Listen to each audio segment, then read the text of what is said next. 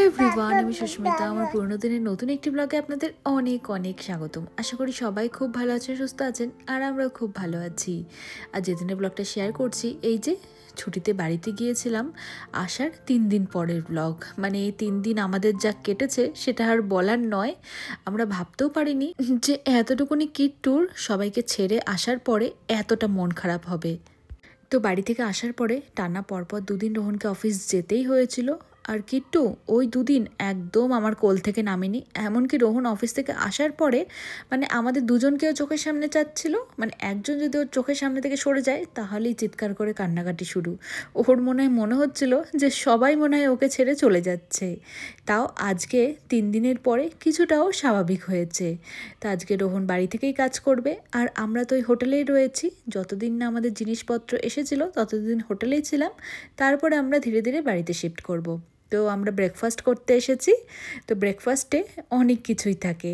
তো আমরা নিয়েছিলাম পাও ভাজি, পোহা, ওদিকে আবার ওই বড় বড় লঙ্কাগুলোর ভাজা ছিল, এছাড়াও পেঁপে, ছোলা, আর আলাদা করে অমলেট আর ধোসা অর্ডার করেছিলাম।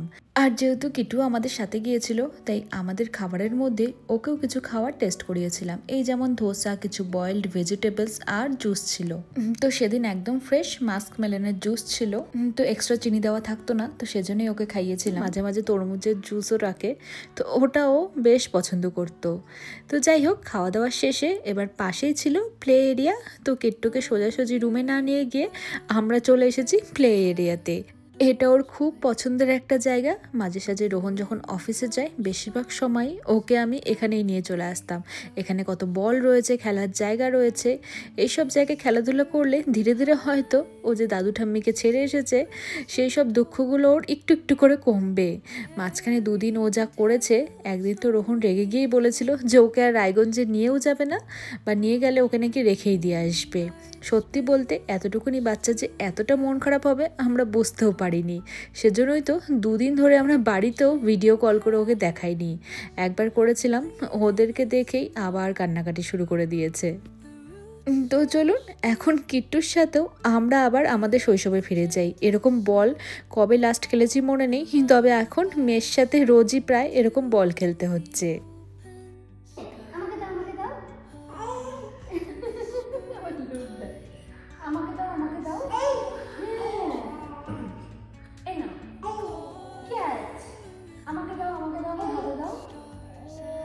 হাতে দাও, হাতে দাও, হ্যাঁ এই করে দাও, ওই হাতে দাও, হাতে দাও, হাতে দিবে, আমার হাতে দেবে, দাও।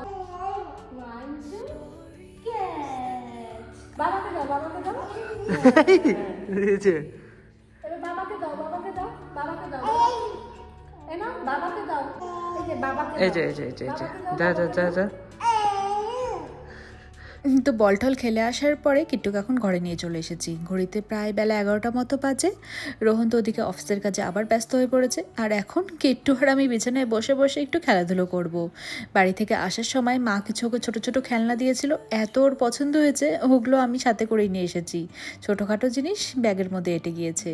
তারই মাঝখানে আবার মাঝে মাঝে বাড়ির লোক মানে দিদুন, ঠাম্মি, এদের জন্য মন খারাপ হলে এই যে বালিশের মধ্যে মুখ গুজে গুজে একটুখানি আবার দুঃখ প্রকাশ করছে। আরও মনে হয় 1-2 দিনও সময় লাগবে পুরোপুরি ভুলে যেতে। আর এটা আমাদের কাছে একটা নতুন এক্সপিরিয়েন্স, বাবা মেয়ে হিসাবে একটা নতুন লেসন বলতে পারেন। কারণ শুরুর দিকে আমরা একটুখানি বিরক্ত হয়ে যাচ্ছিলাম যখন ও একদম কোল থেকে নামতে চাইছিল না, কান্নাকাটি করছিল। তারপরে দেখলাম না, বেশি মাথা গরম করে কিছু হবে না, বরং কিট্টুকে আমাদেরকে আরও অনেক বেশি বেশি করে সময় দিতে হবে, একটু আদর দিতে হবে। দেখুন কালকের পর থেকে অনেকটাই ও রীতিমতো স্বাভাবিক হয়েছে। তো সকালে তো একটু আমাদের সাথে বসেও খেয়েছিল, তারপরে এসে খাওয়ানোর চেষ্টা করেছিলাম, তো তখন খাইনি। এবার প্রায় দুপুর 12টা বাজতে চললো, চলুন ওকে কিছু খাইয়ে দিই। কি কে খাবে কিট্টু? খালি আসতে যাচ্ছে গায়ের মধ্যে। বাবা বাবা নেবো নেবো নেবো নেবো, বসা তো সব গেল। কিট্টু কোথায় যাচ্ছ? প্লে এরিয়ায় খেলু খেলু করতে। চলো ওয়াইপসটা নিয়ে নি। চলো, তো ফোন নিয়েছিস? কি খুশি। আর কালকে আর কালকে কি কালকে সত্যি ওর দুঃখের কান্নায় আমারই কষ্ট লাগছিল কিছুক্ষণ পর পর দেখে। কি কান্না, কি কান্না, ভাবছে কোথায় গেল দাদু, ঠাম্মি, দিদুন, মিমি, দাদান, মাম্মি সব কোথায় গেল, যারা সারাক্ষণ আমার সাথে খেলতো।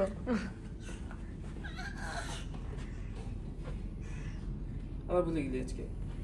এখনো অতটা ভোলেনি, মানে 60% ভুললো।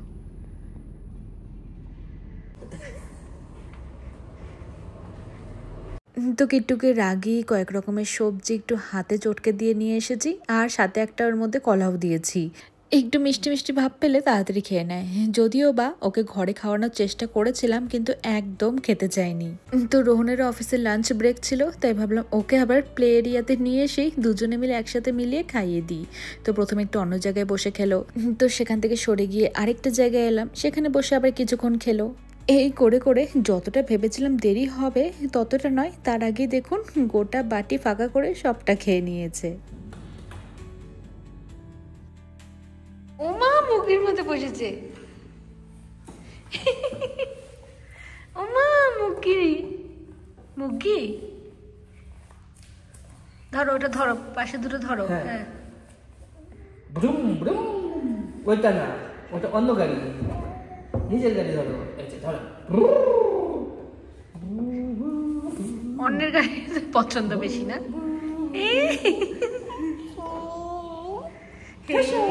ওর ওই গাড়ি পছন্দ, আবার যখন এটাতে বসবে তখন মুরগি পছন্দ।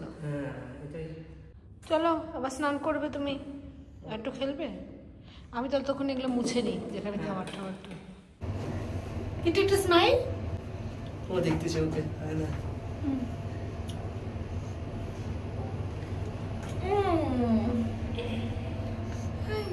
Tata Kitu, tata tata tata tata tata. তুমি রায়গঞ্জ যাবে? তো মেয়ের তো কখন খাওয়া সারা হয়ে গিয়েছে, কিন্তু অত ভালো প্লে এরিয়া থেকে আসতে কি আর মন চায়? তাই কিছুক্ষণ ওর সাথে ওখানে আবার খেলাধুলা করে ঘরে নিয়ে এসে স্নান ধান করিয়ে এখন চলুন ওকে রেডি করিয়ে বসে বসে ওর সাথে একটু গল্প করি, তারপরে ঘুম পাড়িয়ে দেবো।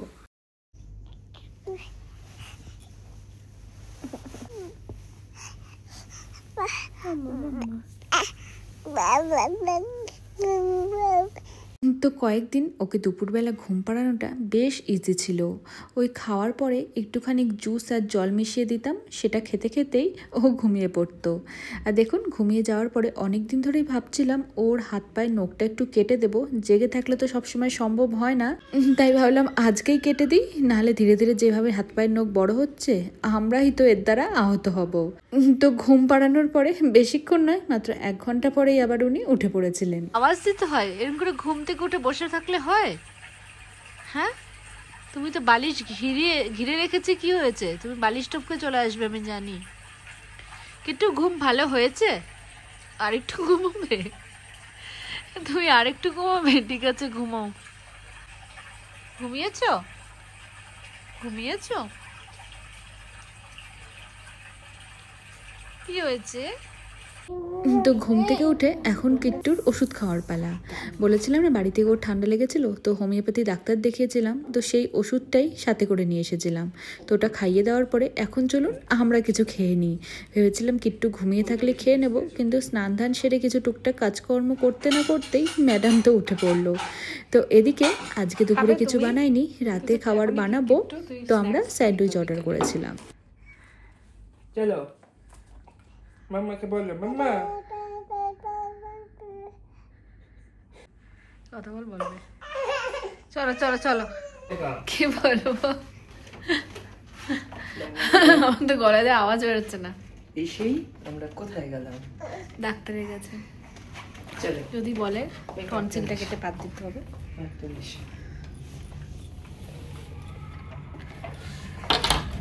তো ঘড়িতে প্রায় সন্ধ্যে 6টা মতো বাজে। এখন আমরা 3 জনে বেরিয়ে গিয়েছি হসপিটালে ডাক্তার দেখার উদ্দেশ্যে। মেনলি আমারই ডাক্তার দেখাবো। আসলে বাড়ি থেকে আসার পরে কি হয়েছিল, ঠান্ডা তো লেগেই ছিল, কিন্তু দেখতে পাচ্ছি সারাদিন ঠিক থাকলেও ঠিক সন্ধেবেলার পর থেকে এত গলা ব্যথা করছে যে আমি রাতে ঠিকঠাকভাবে খেতেও পারছি না, ঢোকও গিলতে পারছি না। তো দুদিন তো কিট্টুকে নিয়ে ব্যস্ত ছিলাম, আরেকদিন ভাবলাম ঠিক আছে দেখি সেরে গেলে ভালো, কিন্তু না, আজকে মনে হচ্ছে ডক্টর না দেখালেই নয়, কারণ প্রচণ্ড ব্যথা শুরু হয়ে গিয়েছিল। তো সামনেই মণিপাল হসপিটাল ছিল, তো ওখানে যে ডক্টর অ্যাভেলেবেল ছিল তাকেই দেখে নিলাম এই সন্ধেবেলায়। তো উনি বললেন আমার গলায় প্রচণ্ড ইনফেকশন হয়ে গিয়েছিল, তাই কিছু ওষুধ দিয়েছে, সেগুলো এখন বাড়ি গিয়ে খেতে হবে। তো বাড়িতে ঢোকার আগে মানে হোটেল রুমে ঢোকার আগে ভাবলাম এই যে কানেক্টেড মল রয়েছে সেখান থেকে কিট্টুর জন্য কিছু ফল, শাক, সবজি এইসব কিনে নিয়ে যাই।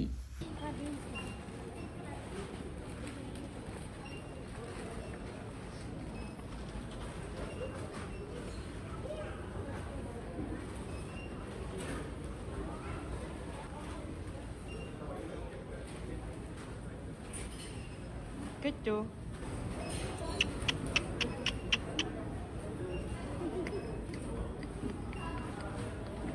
Kecco.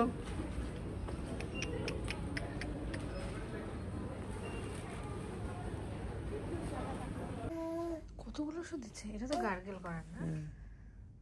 এইভাবে লিখে দিব সকালে খাওয়ার আগে, কারণ এসে দেখো না খাই নাই। না না খাবো না, এইগুলো হাত দিচ্ছি হাত কেটে যাবে।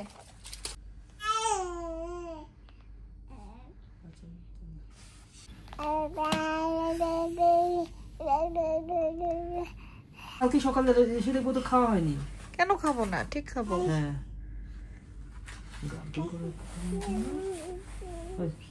ধরে রাখছি আমি, একটু যায় না।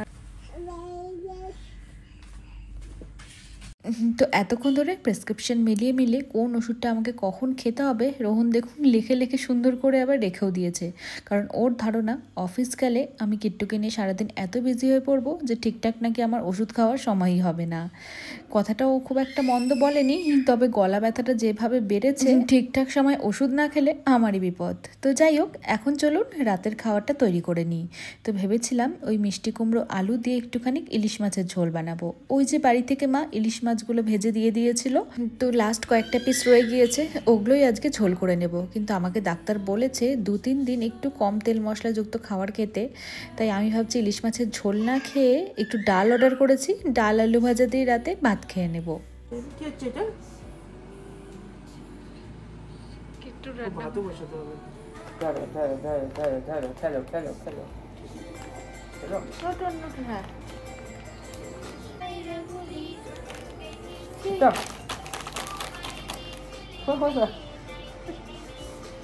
গান নাচ করো। দুই রুই কাতলা,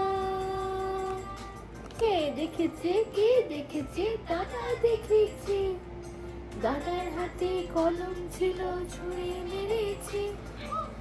আমার গলা ব্যথা নিয়ে আমি গান করে যাচ্ছি, দেখ।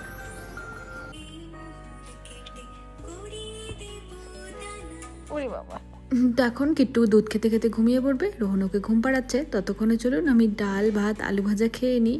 তো রোহনের অপেক্ষা না করে আমি একটুখানি আগেই খেতে বসে পড়লাম, কারণ খেতে আমার বেশ সময় লাগবে গলা ব্যথার জন্য, তারপরে ওষুধ খেয়ে ঘুমিয়ে পড়বো। তো চলুন ব্লগটা এখানে শেষ করছি। কিট্টু সবাইকে টাটা বলে দাও।